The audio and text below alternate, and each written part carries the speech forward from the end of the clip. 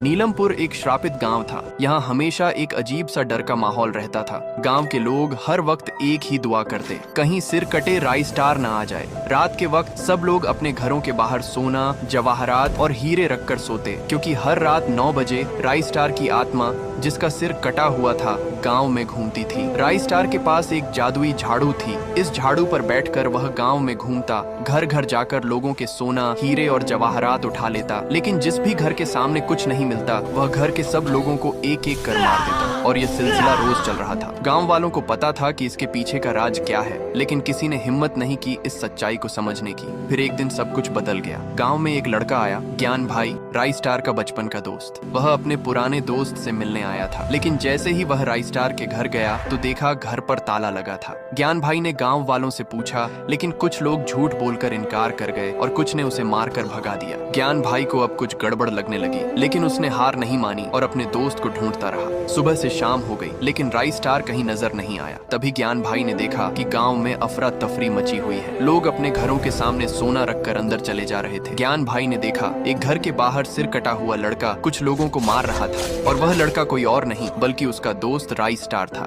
ज्ञान भाई ने जोर से पुकारा, राई स्टार, ये तुझे क्या हो गया? तेरा सिर कहाँ है? राई स्टार ने अपने पुराने दोस्त को देखकर आंसुओं के साथ पूरी कहानी बताई। कुछ साल पहले गांव बहुत गरीब था। लोग बिना खाने पानी के मर रहे थे। मैं यह सब देख नहीं सकता था, इसलिए मैंने अपने हवेली के पैसों से गांव के बच्चों के लिए स्कूल बनवाया, गांव में पानी के झरने लगवाए और गरीबों में पैसा बांटा। गांव फिर से खिल उठा। लेकिन कुछ लोग मेरे खजाने पर नजर रखने लगे। एक रात जब मैं सो रहा था, 2 लोग छुपे से आए और मेरा खजाना लूटने लगे। मैंने उन्हें देख लिया तो उन्होंने मेरा सिर मारा और मुझे बेहोश कर दिया। जब मेरी आंखें खुली तो गांव वाले मेरे आसपास खड़े थे और हाथ में हथियार था। मैंने जान की भीख मांगी, पर उन्होंने मुझे मार दिया। मेरे मरने के बाद गांव वालों ने मेरा सारा खजाना लूट लिया। तब से मैं अपना खजाना वापस ले रहा हूँ। ज्ञान भाई ने धीरे से कहा, भाई, मैं तेरा दुख समझ सकता हूँ, लेकिन लोगों की जान लेना गलत है। राई स्टार गुस्से में बोला, जब तक ये लोग मेरा सारा सोना वापस नहीं करेंगे, तब तक मैं सबको मारता रहूंगा, और अगर तू बीच में आया तो तू भी मरेगा। राई स्टार ने ज्ञान भाई को जेल में बंद कर दिया और फिर गाँव में लौटकर लोगों को मारना शुरू कर दिया। तभी वहाँ से एक बाबा गुजरे। बाबा ने ज्ञान भाई को देखा और तुरंत जादू से उसे आजाद कर दिया। तुम्हें यहाँ किसने बंद किया? बाबा ने पूछा। ज्ञान भाई ने समझाया, अभी समझाने का वक्त नहीं, हमें जल्दी राई स्टार को रोकना होगा, वरना वह सबको मार देगा। बाबा और ज्ञान भाई गांव की तरफ भागे।